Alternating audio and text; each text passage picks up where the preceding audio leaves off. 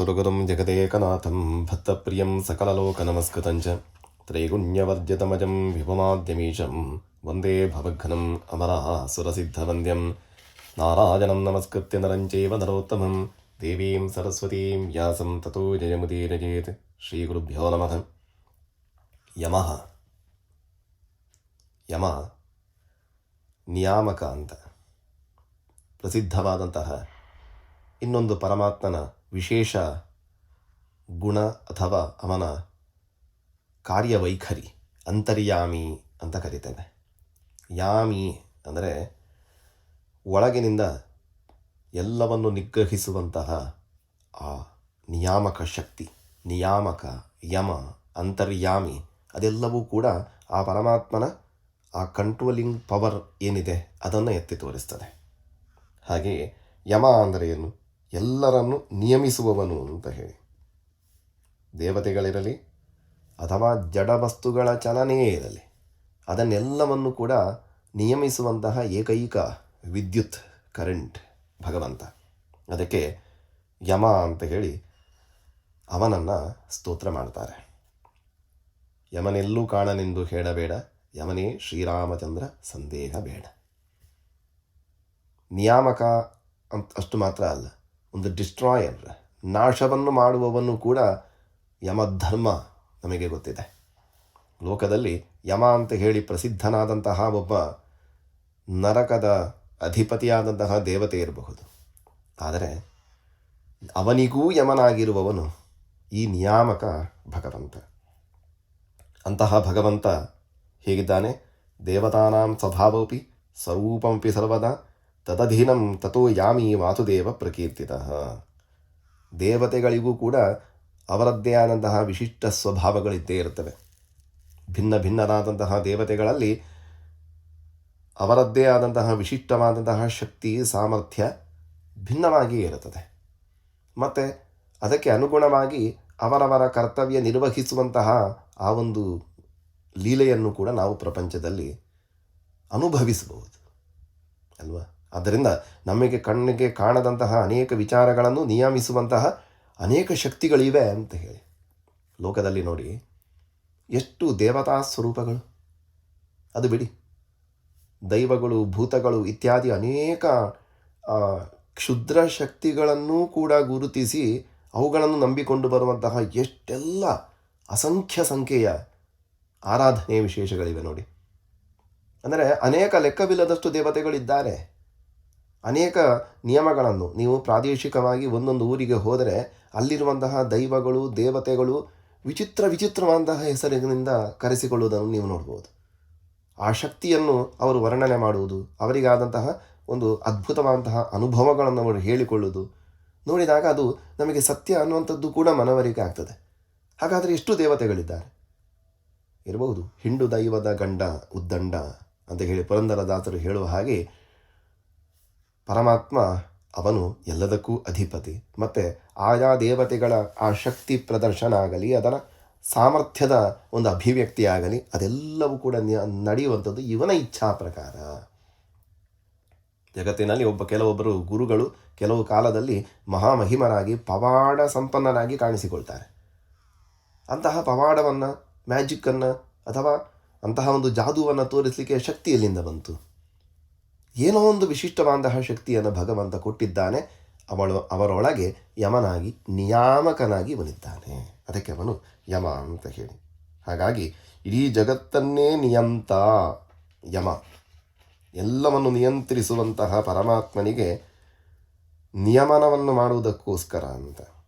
ಇನ್ನೊಂದು ಪ್ರಸಿದ್ಧವಾದಂತಹ ಚಿಂತನೆ ದಂಡ. ದಂಡ ಅಂದರೆ ಏನು? ಪನಿಷ್ಮೆಂಟ್ ಅಂತ. ಯಾರಿಗೆ? ಅಸತಾಂಚ ಸತಾಂಚೈವ ಹರಿರೇವ ಅನುಶಾಸಕಃ.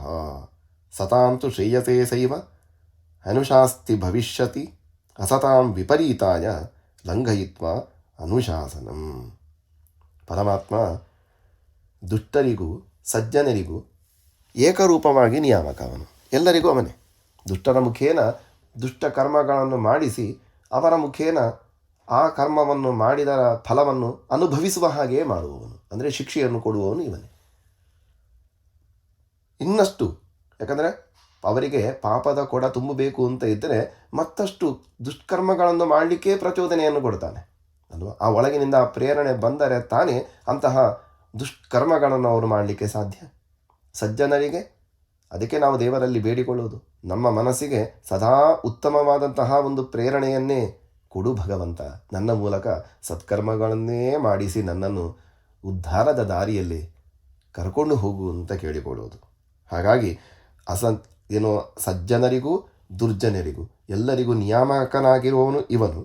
ಅದೇ ರೀತಿಯಾಗಿ ದುಷ್ಟರ ಪಾಪಕೃತ್ಯಗಳಿಗೆ ಅನುಗುಣವಾದಂತಹ ದುಃಖವನ್ನು ಕೊಡುವವನು ಇವನು ಅಂತ ಹೇಳಿ, ಅದಕ್ಕೋಸ್ಕರ ಅವನು ದಂಡವನ್ನು ವಿಧಿಸುವವನು.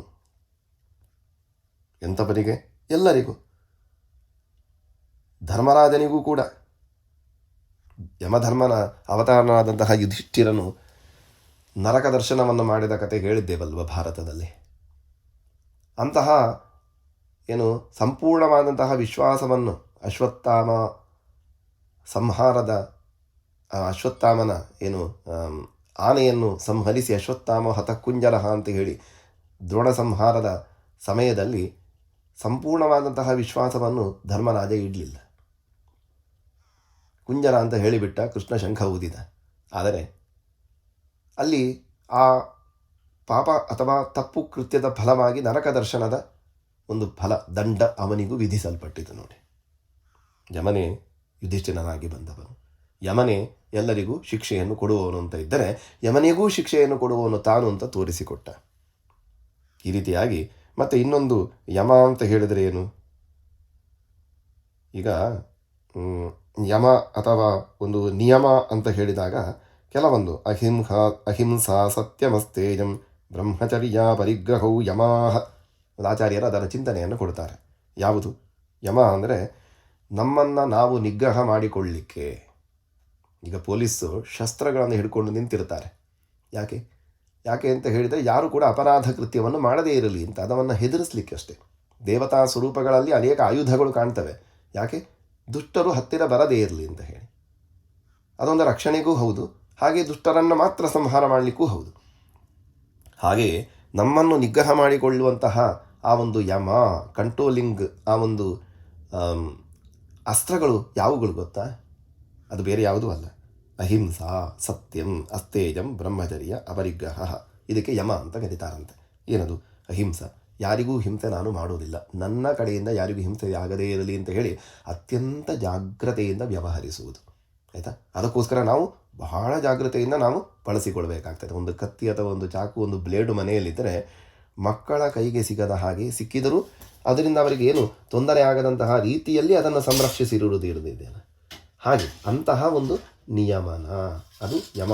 ಅದಕ್ಕೋಸ್ಕರ ಮೊದಲಿಗೆ ಬರುವಂಥದ್ದು ಅಹಿಂಸಾ ಅಂತ ಹೇಳಿ, ಅಂದರೆ ನಮ್ಮಿಂದ ಯಾರಿಗೂ ತೊಂದರೆ ಆಗದಂತಹ ರೀತಿಯಲ್ಲಿ ನಾವು ವ್ಯವಹರಿಸುವಂತಹ ಒಂದು ಕ್ರಮ ಅಥವಾ ವ್ಯವಹರಿಸುವಂತಹ ಒಂದು ವಿಶೇಷವಾದಂತಹ ಒಂದು ನಿಯಮ, ಅದಕ್ಕೆ ಯಮ ಅಂತ. ಆದರೆ ಇನ್ನೊಂದು ಸತ್ಯಂ ಅಂತ ಅಂದರೆ ನೇರವಾದಂತಹ ರುಜುತ್ವದ ನಮ್ಮ ಮಾರ್ಗ, ಯಾವ ಕಾರಣಕ್ಕೂ ಸತ್ಯಕ್ಕೆ ಅಪರಾಧ ಆಗದಂತಹ ರೀತಿಯಲ್ಲಿ ನ್ಯಾಯ ಧರ್ಮದಲ್ಲಿ ಬದುಕುವಂತಹ ಇನ್ನೊಂದು ನಮ್ಮ ಕಮಿಟ್ಮೆಂಟು. ಅದಕ್ಕೋಸ್ಕರ ನಾನು ಕಷ್ಟಪಟ್ಟರೂ ಪರವಾಗಿಲ್ಲ, ಸತ್ಯದ ಪರವಾಗಿರ್ತೇನೆ ಅನ್ನುವಂಥದ್ದು ಅದು ಇನ್ನೊಂದು ಯಮ, ನಮ್ಮನ್ನು ನಿಗ್ರಹಿಸುವಂತಹ ಇನ್ನೊಂದು ಟೆಕ್ನಿಕ್. ಇನ್ನು ಅಸ್ತೇಜಂ, ಬೇರೆ ಯಾವ ವಸ್ತು ನಮಗೆ ಬೇಡ, ನನಗೆ ಕಳ್ಳತನ ಬೇಡ, ನಾನು ಪ್ರಾಮಾಣಿಕವಾಗಿ ಸಂಪಾದಿಸಿದ್ದು ಏನಿದೆಯೋ ಅದನ್ನು ನನ್ನ ಒಂದು ಅನುಭವಕ್ಕೆ, ನನ್ನ ಜೀವನಕ್ಕೆ, ನನ್ನ ಸಂಸಾರಕ್ಕೆ ಬಳಸಿಕೊಳ್ತೇನೆ. ಹೊರತಾಗಿ ಇನ್ನೊಬ್ಬರಿಗೆ ಸೇರಿದ್ದು, ಇನ್ನೊಬ್ಬರ ಅಧೀನದಲ್ಲಿರುವಂತಹ ಪರರ ವಸ್ತು ನನಗೆ ಬೇಡ ಅನ್ನುವಂತಹ ಒಂದು ನಿಯಮ ಇದೊಂದು. ಇನ್ನೊಂದು ಬ್ರಹ್ಮಚರ್ಯ, ಸದಾ ಪರಮಾತ್ಮನ ಬಗ್ಗೆ ನಿರಂತರವಾದಂತಹ ಒಂದು ನಂಬಿಕೆ, ದೇವರು ಇದ್ದಾನೆ ಅನ್ನುವಂತಹ ಒಂದು ಎಚ್ಚರಿಕೆ, ಅವನೇ ನಿಗ್ರಹಿಸ್ತಾ ಇದ್ದಾನೆ, ನನಗಿಲ್ಲಿ ಯಾವ ಸ್ವಾತಂತ್ರ್ಯ ಸಾಮರ್ಥ್ಯಗಳೂ ಇಲ್ಲ, ನಾನು ಸಂಪೂರ್ಣವಾಗಿ ಇಡೀ ಪ್ರಪಂಚವೇ ಇರುವ ಹಾಗೆ ನಾನೂ ಭಗವಂತನ ಅಧೀನ ಅಂತ ಹೇಳುವಂತಹ ಎಚ್ಚರಿಕೆ ಮನಸ್ಸಿನಲ್ಲಿ. ಇನ್ನೊಂದು ಅಪರಿಗ್ರಹ, ಬೇರೆಯವರನ್ನು ನನ್ನಲ್ಲಿ ಇಲ್ಲ, ಬೇರೆಯವರನ್ನು ಹೋಗಿ ನಾನು ಆಕ್ರಮಿಸಿ ಅವರಿಂದ ಕಸಿದುಕೊಳ್ಳುವಂತಹ ಪ್ರಯತ್ನ ಇಲ್ಲ, ಆದರೆ ಬೇರೆಯವರನ್ನು ಕೇಳಿ ತಗೊಳ್ತೇನೆ, ಬೇಡ, ನನಗೆ ಯಾರದ್ದು ಯಾಕೆ ಬೇಕು, ನನ್ನ ಒಂದು ಯೋಗ್ಯತೆಗೆ, ನನ್ನ ಒಂದು ಇತಿಮತಿಗೆ ಸರಿಯಾಗಿ ಏನು ಬೇಕೋ ಅದನ್ನು ಭಗವಂತ ಕೊಟ್ಟಿದ್ದಾನೆ, ನನಗೆ ಸಿಕ್ಕಿದ್ದು ಸಾಕು ಅನ್ನುವಂತಹ ಒಂದು ಸಂತೃಪ್ತಿ, ಇದೆಲ್ಲವೂ ಕೂಡ ಯಮ ಅಂತ ಅನಿಸಿಕೊಳ್ತವಂತೆ. ಇದೆಲ್ಲ ಇಷ್ಟು ಗುಣಗಳು ನಮ್ಮಲ್ಲಿ ಇದ್ದವು ಅಂತ ಹೇಳಿದರೆ ನಾವು ಗೆದ್ದ ಹಾಗೆ. ಯಾಕೆ? ನಮ್ಮ ನಿಗ್ರಹವನ್ನು ನಾವು ಮಾಡಿಕೊಂಡರೆ ಇಂದ್ರಿಯ ನಿಗ್ರಹ, ಮನೋನಿಗ್ರಹ ಎಲ್ಲವೂ ಕೂಡ ಸಾಧ್ಯವಾಗ್ತದೆ. ನಾವು ಸನ್ಮಾರ್ಗದಲ್ಲಿ ಸತ್ಕರ್ಮವನ್ನು ಮಾಡುತ್ತಾ ಪುಣ್ಯವನ್ನು ಸಂಪಾದಿಸಲಿಕ್ಕೂ ಕೂಡ ಸಾಕಷ್ಟು ಅವಕಾಶಗಳು ಸಿಗ್ತವೆ. ಈ ಎಷ್ಟು ನಿಯಮ ನಮಗೆ ಬೇಕು ಅಂತ ಇದ್ದರೆ ಇದನ್ನು ಕೊಡುವವನು ಭಗವಂತ ನಾರಾಯಣ ಮಾತ್ರ. ಅದಕ್ಕೋಸ್ಕರ ಅವನನ್ನು ಯಮ ಅಂತ ಕರೆಯುವುದು. ನಮ್ಮಲ್ಲಿರುವಂತಹ ದುರ್ಬುದ್ಧಿಗಳ ವಿನಾಶಕ ಅವನು ಯಮ.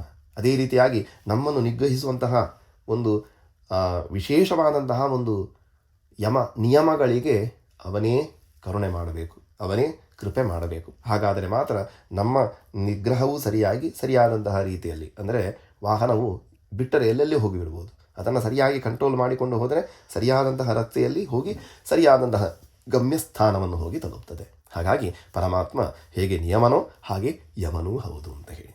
ಇನ್ನೊಂದು ವಿಶೇಷ ಅಂತ ಹೇಳಿದರೆ, ಈ ನಿಯಮ ಯಮ ಈ ಎರಡೂ ಪರಮಾತ್ಮನ ಹೆಸರುಗಳು ಮತ್ತೆ ಆವರ್ತನೆ ಆಗ್ತವೆ. ಇಲ್ಲಿ ಧೃತಾತ್ಮ ನಿಯಮೋ ಯಮಃ ಅಂತ ಇದ್ದಾಗೆ ಮುಂದೆ ನಿಯಂತ ಯಮಃ ಅಂತ ಹೇಳಿ ಮತ್ತೆ ಬರಲಿಕ್ಕಿದೆ. ಹಾಗಾಗಿ ಆ ಪರಮಾತ್ಮನ ಒಂದು ವಿಶೇಷ ರೂಪಗಳೇ ಅದ್ಭುತ. ಅದು ಅಂತಹ ಆ ಪರಮಾತ್ಮನ ವಿಶೇಷವಾದಂತಹ ರೂಪದ ಪ್ರತಿನಿಧಿಯಾಗಿರುವಂತಹ, ಅದರ ಅಕ್ಷರಸ್ವರೂಪದ ಮೂರ್ತ ಸ್ವರೂಪವಾಗಿರುವಂತಹ ಈ ಹೆಸರುಗಳು ಅದ್ಭುತ. ಅಂತಹ ಭಗವಂತ, ನಿಯಾಮನಕಾಗಿರುವಂತಹ ಭಗವಂತ ನಮ್ಮನ್ನು ಸದಾ ನಿಯಂತ್ರಿಸಿ ಸನ್ಮಾರ್ಗದಲ್ಲಿಯೇ ಇರಿಸಲಿ ಅಂತ ನಾವು ಪ್ರಾರ್ಥನೆ ಮಾಡಿಕೊಳ್ಳಬೇಕು. ಕೃಷ್ಣಾರ್ಪಣಂ.